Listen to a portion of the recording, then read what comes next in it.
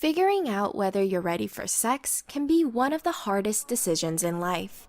It doesn't matter whether you're someone wanting to have sex for the very first time or someone who's in a new relationship where sex hasn't happened yet. The thought process is pretty much the same. It's a big step and something we should all think pretty carefully about. So, how do you know if you're really ready for sex?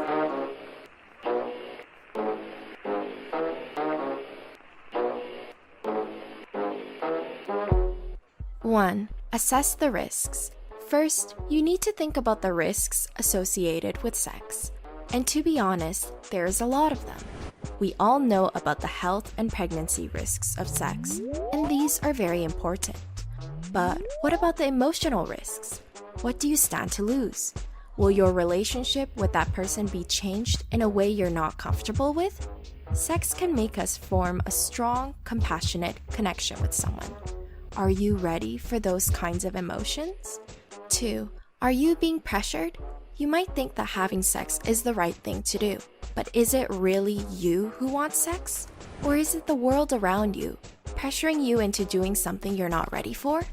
Peer pressure is a very real thing, especially when it comes to sex.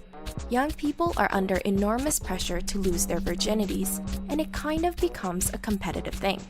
Alternatively, even if you're not a virgin, people might still be pressuring you into having sex with someone new. In both situations, we really need to take a step back and figure out what we want and whether we're actually ready for sex. 3. Do you know where you stand in your relationship? This one is huge. Sex can change a relationship in pretty drastic ways, so it's important to know where you stand. Is it a serious relationship? Or are you two more friends than lovers? You need to make sure that both you and your partner are on the same page.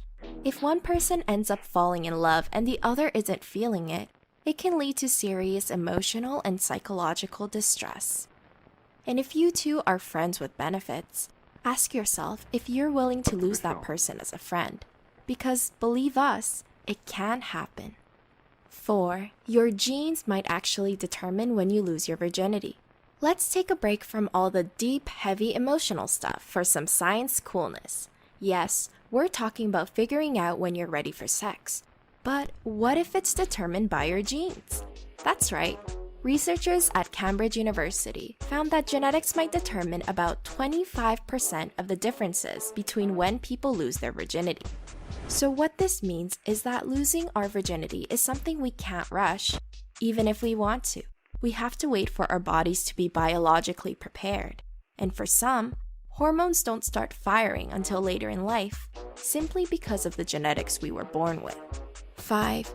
Think about your past experiences.